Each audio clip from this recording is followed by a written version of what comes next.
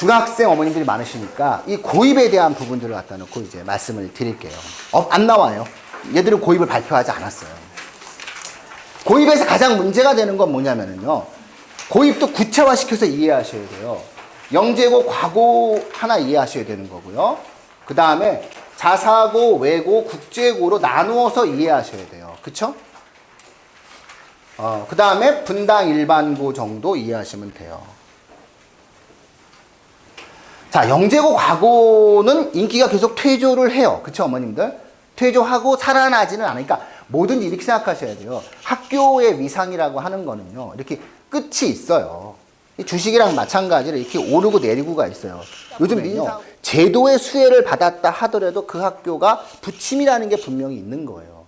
그래서 사실상 완벽하게 정해진 부침은 대한민국의 서울대학교밖에 없다고 생각하시면 돼요. 그런데 그거조차도 지금 부침이 있잖아요. 과별로 부침이 있잖아요. 지금 현재 대한민국은 안 바뀐 것 같지만 바뀐 게 의대가 서울대보다 높잖아요. 고정불변할 것은 없다는 인식을 가지셔야 되는 거예요. 즉, 앞으로의 10년 이후에 내 아이의 방향과 시대적인 방향이 무엇이 가장 적합할 것인가를 판단하셔야 되는 거고요. 영재고 과거는 이미 내리막이다라고 보시는 게 맞는 거고, 이미 어머님들도 아실 만큼 아신다라는 거죠. 왜죠? 두 가지가 안 돼요. 첫째, 의대 입시에 불리하죠. 의대 입시가 거의 안 된다고 보시는 게 맞는 거고요. 그쵸? 그래서 원래 의대를 가지 않으려는 애들이 주로 가죠, 여기를. 지금은. 그래서 의대파 아이들이 일단은 영재고 과거 입시에서 손을 뗐죠. 현재의 추세는. 두 번째, 영어가 안 돼요. 영어가 안 되기 때문에요, 이과 엘리트로 성장할 수가 없어요. 글로벌하게 클 수가 없어요, 아이들이. 그래서 카이스트가 예전에 신문에 나왔잖아요. 카이스트에서 3학년, 4학년 학생들 학력적 평가, 1, 2, 3, 4학년 학력적 평가를 하는데, 과거 영재고 아이들이 1학년과 2학년 때에는 일반고 애들보다 높은데, 3학년과 4학년 되니까 일반고 아이들이 영재고 과거 애들보다 카이스트에서 학력적 수준이 높아요. 언론 보도가 나왔잖아요. 만들어졌다는 거예요. 2차 입시가 학원에서 만들어지기 때문에. 현재 대한민국 교육 적폐 1호는요, 영재고 2차 시험이에요. 그건 나라의 세금을 학원에 퍼주는 거예요. 그렇게까지 어렵게 낼 거 없어요. 경기 영재고, 요즘 잘하고 있는 거예요. 그냥 시험 안 보고 학교 간다며요. 그렇게 봐야죠. 쥐들이 월급 받고 하는데. 나라 세금을 그렇게 쓰는데. 돈 한 푼 안 내고 다니잖아요. 돈 한 푼 안 내고 몇 억짜리 수업을 듣고 있는 아이들이. 그쵸? 애들이 모지리가 되면 어떻게 해요? 근데 그 아이들이 결국은 학원에서 만들어져서 간다. 영재를 만드는 데가 세상에 어디 있나요? 그래서 실질적으로 3학년 아이들이, 일반고 애들이 학력 수준이 부족해지는 거예요. 근데 중요한 건, 카이스트 같은 경우는 영재고 눈치를 봐야 되잖아요. 그러니까 카이스트가 아니라고 주장을 했는데, 그걸 아니라고 얘기한 이유가 뭐냐면, 영재고 애들 중에서 조기 졸업한 애들이 있어서 아니라는 거예요. 역시 이과는 안 되는 게 있어요. 대언론 정책을 몰라요. 그럼 그 얘기는 뭐냐면, 영재고 과거 학생들, 카이스트 학생들 중에서 실질적으로 조기 졸업하지 않은 나머지 학생들의 경우는 정말로 일반고에 밀렸다는 거잖아요. 그쵸? 언론 발표를 할 때 조기 졸업한 학생들이 있어서 일률적으로 평가하는 이 데이터의 신뢰성에 의심이 된다. 뭐 요 정도로 얘기해서 전체를 무너뜨렸어야 되는데, 아니라고. 여기 조기 졸업한 애들 빠져있다고 이렇게 얘기하는 바람에, 그리고 그거 빼고 나머지 애들은 맞다고 스스로 인정해줬어요. 그래서 사실상 영어가 안 돼요. 그리고 영어가 안 된다라고 하는 것은 뭐 해외 유학 이런 부분이라든가 그 이과 엘리트로 성장 못해요. 그러니까 현대차가 원하는 건요, 영어와 중국어를 능통하게 구사하면서, 예? 고등학교 때 홍보단 단장하고, 그런데 애가 기계에 대한 영재성이 있어서 서울대 기계공학과를 나온 애를 원하는 거예요. 아니, 현차는 그런 애를 30대 임원시킬 준비를 하고 있는데 안 오는 거예요. 그런데 그런 애는 어디에 있느냐? 대원외고 중국어과에 있는 거예요. 그러니까 대원외고 중국어과 애가 문이과 통합의 흐름 속에서 얘가 공부를 잘해서 튀어서 서울대 기계공학과를 가게 되면 얘가 얘보다 나을 수 있는 삶이 만들어질 수 있는 포션이 나오는, 물론 꼭 그런 건 아니지만, 그러니까 얘네는 또 거꾸로 영재고 애들은 또 거꾸로 다른 걸 뚫어야 되는 거예요. 서울대 수학과를 나와서 서울대 MBA를 밟고 서울대 로스쿨을 나와서 세법 전문 변호사 이런 애들은 이제 만약에 꼭 돈만을 원한다면 근데 실질적으로 결국 영재고 과거는 이제 공대, 과학, 순수 자연과학으로 한정되어지기 때문에 사실상 성공에 대한 욕망을 꼭 갖고서는 아닌 척하면서 가고자 했었던 대다수의 학생과 학부모들의 경우에 있어서는 이제 아니구나. 내 길이 아니구나. 정말 순수해야 되는구나. 라는 순수과학을 좋아하지 않는 아이들 일단 안 가게 되는 경향이 지금 만들어진 거예요. 왜냐하면 실용적이지가 않다는 거예요. 그냥 연구실에 처박혀야 되는 거예요. 아닌 거죠. 내 아이는 그런 애가 아니야. 그렇게 되기 때문에 사실상 문제는 요 학교의 문제가 아니라 요 세 개의 학교의 문제인데요. 문이과 통합 시대에 이 세 학교가 나쁠 게 하나도 없잖아요. 그렇죠? 그렇기 때문에 이 부분이 분명히 일반고에 비해서 이 영역의 학교들이 일반고에 비해서 문이과 통합 시대에 딱히 불리하지 않아요. 정시가 늘어나면 정시가 늘어나는 대로 불리하지 않고요. 학생부 종합전형이 이루어지게 되면은 내신을 별로 보지 않는 전형도 일부 만들어 줄 테니까 그걸 노리면 되고요. 그리고 시간이 흐르면 흐를수록 문이과 통합 시대에는 내신도 절대평가를 해야 되거든요. 그러니까 고교 학점제를 하게 되면 100명이 수강 신청을 하는 과목이 생기고요. 10명이 수강 신청하는 과목이 생기기 때문에 상대평가로 내신을 평가할 수가 없어요. 절대평가로 평가를 해줘야만이 아이들이 본인이 원하는 과목을 선택할 수 있기 때문에 사실상 내신도 절대평가로 갈 수밖에 없는 거예요. 그래서 학생부라고 하는 것에서 세특을 강조한다라고 하는 결론을 굳이 내린 거예요, 이번에. 세특을 강조한다라고 하는 것은 절대평가를 준비해서 과정중심 평가를 대비하겠다는 뜻이에요. 정권과 언론이 뭐라 얘기해도 우린 우리의 길을 간다 해요. 이런 어떤 모습이 있기 때문에 그다지 크게 불리하지 않거든요. 문제는 외부적 변수예요.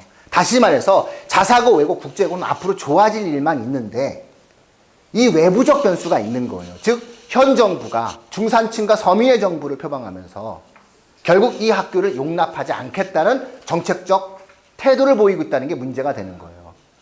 이 정책적 태도 속에서 결국에 가서는 이 학교를 어떻게 해야 된다? 궁극에 가서 이 학교를 어떻게 해야 된다? 없애야 되는 거예요. 이 학교들을 없애려면 뭐의 근거로 만들어져야 되는 거죠? 법률의 근거가 있어야 돼요.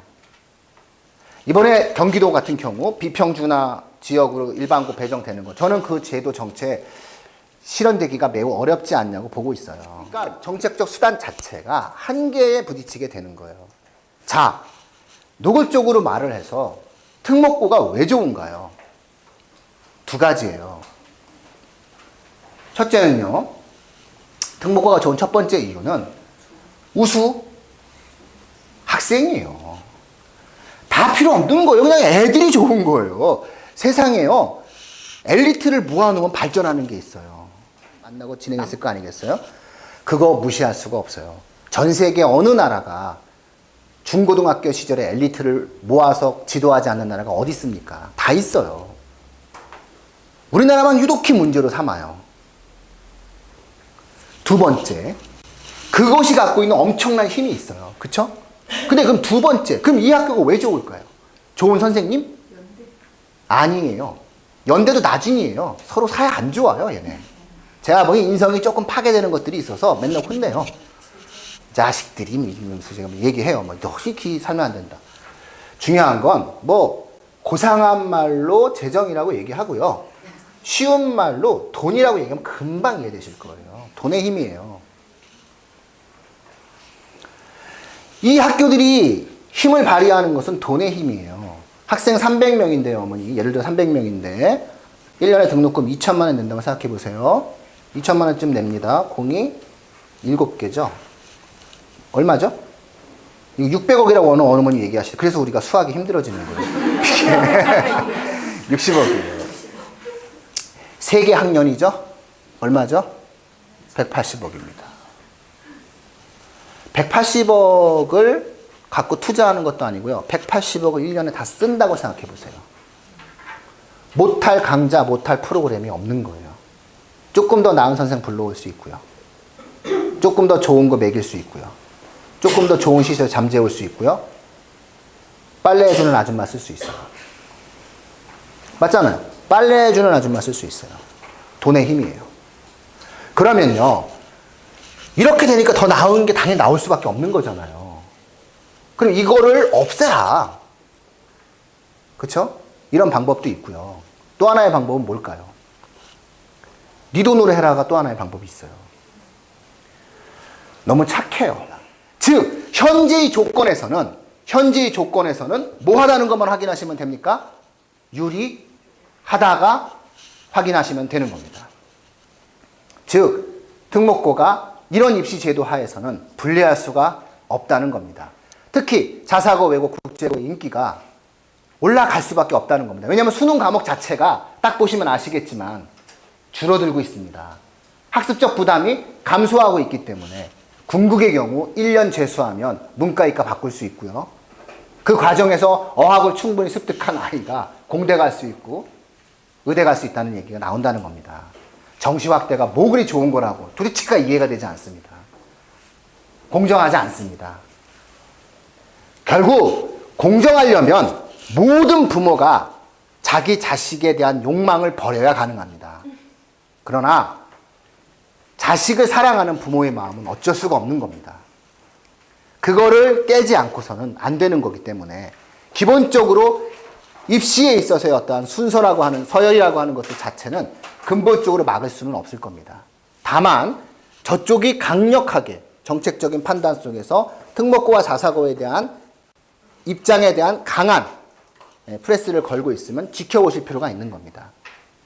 특히나 뭐 교육감이 바뀔지 안 바뀔지 모르고 바뀌어서 어떤 결정을 내릴지 모르니까 일단은 6월 정도 1차 교육감 선거 이후에 진행되는 상황을 보시면 되고요. 그 안에 아마 결론은 나올 겁니다. 이미 후보 진영에서 이미 결판이 날 겁니다. 그래서 지방선거 기간 중 5월달, 6월달에 이미 발표할 겁니다. 내가 되면 없애겠다. 내가 되면 이거 안 하겠다. 이게 나올 겁니다. 그렇기 때문에 이건 크게 의미를 두지 않으셔도 되는 거고요. 중요한 것은 8월 달에 만들어지고 있는 이런 안들이, 그렇죠? 8월 달에 만들어지고 있는 이런 안들이 우리 아이들의 입시에 최종적으로 어떤 결정을 내리느냐라고 하는 부분들만 판단하시면 되는데 8월에는 최종적으로 뭐가 확정되냐면은 학생부가 최종적으로 확정됩니다. 그렇기 때문에 어머님들이 아마 그때는 저희가 예상되어지는 설명회를 두 가지로 나눠서 진행하게 될 겁니다. 하나는 수능, 하나는 학생부로 나눠서 설명을 해야 될 겁니다. 그 정도로 양이 많을 겁니다. 왜냐하면 이 학생부가 결국은 학종의 방향을 정확하게 만들어낼 수 있는 학생부 개선이 만들어지는 거기 때문에 이 부분이 가장 크게 변화를 준다라고 생각하시면 될 것 같습니다. 이런 어떠한 변화들이 있습니다, 어머님들. 그러니까 그렇게까지 크게 혼란과 불편함을 느끼실 필요는 없다라고 생각하시면 되는 거고요. 결정된 게 없으면 짜증이 나지만요. 밀당하는 즐거움으로 보십시오.